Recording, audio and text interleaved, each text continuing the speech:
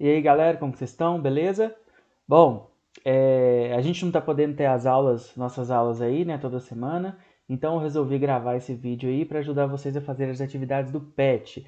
Lembrando aí que o PET, né, é aquela apostila que vocês recebem, ela é mensal, né, e ela é dividida aí em 4 semanas. Da primeira semana não deu para fazer, mas a partir dessa semana agora, vou ver se toda semana eu faço um vídeo que é para ajudar vocês a fazerem as atividades. Ok? Então é um vídeo bem direcionado para a atividade que vocês vão ter que fazer. E espero que em breve a gente possa aí, né, voltar até as nossas aulas, que eu já estou com saudade de explicar a matéria para vocês. Bom, como eu falei aí, essa aula ela é da segunda semana do primeiro ano, e está na página 73. Vocês podem acompanhar na apostila e também as atividades, ok?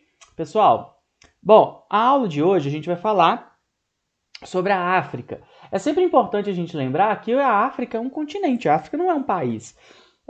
Porque muitas vezes a gente coloca como sendo a África sendo uma coisa só, mas na verdade não é, né? A gente sabe que na África existem hoje vários países que são diferentes culturas, diferentes formas de organização, né? Então a gente tem que entender aí que a África é muito mais complexa do que a gente muitas vezes acha, né? Então por isso que eu trouxe esse mapa aí do continente africano hoje. Mas a gente vai falar aí sobre a escravidão, né? Então a escravidão, pessoal, ela foi praticada por vários povos durante toda a história, né? Desde a antiguidade, desde o mundo antigo, a gente já tem aí relatos da escravidão, né? Só que em diferentes períodos ela vai ser vista de diferentes formas. E uma pessoa ela podia se tornar escravo de diversas formas, né? Uma das coisas mais comuns que se tinha, principalmente no mundo antigo, era o prisioneiro de guerra, né? Aquela pessoa que era aprisionada e por isso ela se tornava um escravo. Você tinha também o escravo por dívida. Você tinha uma dívida muito grande, você tinha que ficar determinado tempo lá trabalhando como escravo, né? Às vezes até o resto da vida, se sua dívida fosse muito grande. Por ter cometido um crime, em alguns lugares, né, determinados crimes a pena desses crimes era a escravidão, se oferecer como escravo, né? Isso também acontecia. Então, às vezes, em troca de alimento, em troca de moradia, a pessoa, né, se entregava como escravo, né? E aí ele era escravizado e aí ele tinha, né, a comida, a moradia que ele achava que ele não ia conseguir sem se entregar como escravo. Por perder a povos inimigos ou ser considerado culturalmente inferior. Então a gente teve sim, né, o caso de algumas dominações de alguns povos, né, que dominaram outros aí que eles julgavam ser inferiores. Lembrando aí, claro, que a gente sempre tem que dizer aí que não existe essa ideia de inferioridade ou superioridade, né? Na verdade, são todos iguais e a gente tem que aprender a respeitar isso, ok? Bom, no continente africano, pessoal, a escravidão ela já existia desde o século II a.C., né? Então, desde o século II a.C., a escravidão já era praticada no continente africano. O que acontece na Idade Moderna, né, no período aí que a gente vai estudar agora? A escravidão ela vai se acentuar, né? O número de escravos vai aumentar muito, né? E principalmente por quê? Por causa do tráfico de europeus, o tráfico, né, feito pelos europeus, né? O tráfico de escravos feito pelos europeus. Os europeus vão incentivar o comércio dessas pessoas, ok? Os africanos escravizavam-se uns aos outros por questões de identidade cultural. Eles não se conheciam como africanos. Isso aí é uma outra coisa. Você não tinha uma homogeneidade no continente africano, né? Se hoje a gente viu que são vários países, nessa época eram vários reinos que se organizavam de diversas formas. Alguns grupos se organizavam em clãs, tribos, né? Então eles não se viam como uma unidade. Por isso acabava acontecendo desse aprisionamento, né, dos escravos. A forma mais comum aí de aprisionamento vai ser as guerras e as incursões, né? Então, os africanos iam para o interior do continente, aprisionavam várias pessoas e traziam para a costa para depois serem mandadas aí para o resto do mundo, ok? A expansão marítima, né, que é o período que a gente está estudando agora, a partir do século XV, vai unir aí os 3 grandes continentes, Europa, África e América, num comércio de escravos, né, muito grandes. Os seres humanos vão começar a ser comprados e vendidos aí, e vão ter navios que vão levar essas pessoas aprisionadas aí de um continente para o outro. Vamos falar um pouco do tráfico de escravos para o Brasil, né? A gente sabe que o aprisionamento, né, dos negros africanos que foram enviados para o Brasil aconteceram aí de meados do século XVI até meados do século XIX. Né? Então é um período muito longo em que você tinha o aprisionamento dessas pessoas. Africanos, portugueses, holandeses, ingleses e brasileiros dominavam esse tipo de comércio. E chegou, né, a movimentar aí mais de 3 milhões de pessoas. E a gente vai ver que esse número não é exato, mas o tráfico de escravos, né, para o Brasil trouxe muita gente para cá, ok? Quantos, né? Eu falei aí num número de 3 milhões, mas na verdade os estudiosos eles apontam que esse número pode chegar até 8 milhões de pessoas, porque na verdade a gente não tem muitos registros sobre quantas pessoas vieram para cá. Muitos dos registros que se tinha foram destruídos aí com o tempo. Uma outra pergunta que a gente pode fazer também é de onde que vinham esses escravos? Essa pergunta também é difícil de se responder, porque a gente não tinha, né, exatamente o local em que o escravo tinha sido capturado. Né? Normalmente se tinha o local onde ele tinha sido embarcado, né? Então o porto de onde ele tinha saído. Por isso aí a gente tem 4 rotas principais, a rota de Angola, Moçambique, Minas e Guiné, que eram rotas, né, vocês podem ver aí no mapa, que traziam os escravos da África para o Brasil, né? Lembrando aí que muitos desses africanos eles eram capturados no interior do continente, né? Então, por isso, a gente não tem a exata noção de onde que eles eram, né? Mas a gente sabe dessas rotas, né? O porto em que eles embarcavam, né? E depois o porto em que eles desembarcavam aqui no Brasil. Como que era feito o transporte dessas pessoas? Né? Eram feitos através dos navios negreiros. Os navios negreiros eram então esses navios que traziam essas pessoas escravizadas aqui para o Brasil. Os navios negreiros também são conhecidos como tumbeiros, tumbeiros de tumba. Por quê? Porque as pessoas eram amontoadas nesses navios, né, para essa viagem. A gente tem aí o navio, né, com vários andares, né, cada andar aí com uma parte dos escravos, né, o último andar com os suprimentos. Se capturavam os africanos e se colocavam nos porões desses navios, né? Muitas vezes eles ficavam em lugares mais baixos, eles tinham que ficar abaixados, ficavam juntos homens, mulheres, crianças. A viagem era muito difícil, faltava água, faltava alimento, muitas doenças também se proliferavam ali no meio deles, né? Muitos ficavam sem ver a luz do sol por vários dias, era realmente uma travessia muito difícil, tanto é que muitos morriam pelo caminho, né? Quando aqueles que vendiam, né, os comerciantes capturavam os escravos, eles já sabiam aí, contavam com uma mortalidade muito grande.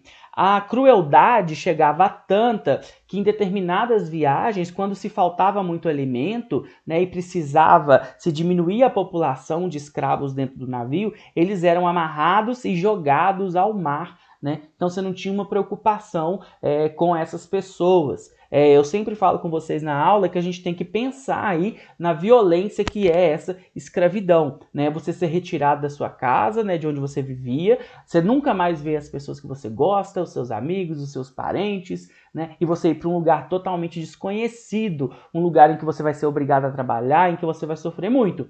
Então, a violência da escravidão ela é muito forte, ok? Então, os escravos eram trazidos aí nos navios negreiros, né? E as condições de viagem, como eu falei para vocês, eram muito difíceis. A gente tem algumas leis que vão regulamentar o tráfico de escravos, né? Quando ele vai acabar, né? Em 1845, a Inglaterra ela vai criar uma lei que é a Lei Bill Aberdeen, que vai tentar acabar com o tráfico de escravos. Mas os ingleses, a gente vai ver também que eles não estavam preocupados com o bem-estar das pessoas. O que eles queriam, na verdade, era mão de obra, né? A gente vai ver tudo isso. E em 1850 que o tráfico de escravos vai ser proibido aqui no Brasil. Lembrando que em 1850 foi proibido o tráfico de escravos, ok? Não é escravidão, beleza? Bom, então essas aí são as leis. Depois que os escravos chegavam aqui no Brasil, eles passavam por um leilão, né? Então a gente tinha um leilão onde os escravos eram vendidos, né? Eles eram vendidos como uma mercadoria, né? Alguns escravos eram mais bem avaliados, outros menos bem avaliados. Quais que eram os trabalhos que os escravos vinham realizar aqui no Brasil? Eles trabalhavam principalmente no início na produção do açúcar, né? Você tinha até trabalhadores especializados dentro da produção do açúcar, né? Então eles trabalhavam, né, nas mais diversas fases da produção do açúcar. Você tinha também os escravos que se dedicavam aos serviços domésticos, né? Muitas mulheres aí trabalhavam dentro das casas, trabalhavam aí com limpeza, com culinária, cuidavam também das crianças, né? Aí a gente tem as amas de leite, que elas que amamentavam os filhos das suas sinhás, né? Que eram como eram chamadas as donas dessas escravas. Sempre lembro para vocês, né, que a gente tem que tomar muito cuidado quando a gente estiver falando aí dessas relações que aconteciam entre escravos e os seus donos, porque na maioria das vezes era uma relação de violência muito grande, né? A gente vai falar isso daqui a pouquinho. A mineração também, quando se descobre o ouro, os africanos vão trabalhar na extração do ouro. E também você tinha escravos de ganho, né? Esses escravos de ganho eram escravos que realizavam trabalhos como carpinteiro, às vezes sapateiro, as negras de tabuleiro, né? Tudo isso a gente vai ver aí quando a gente vai vendo a mineração.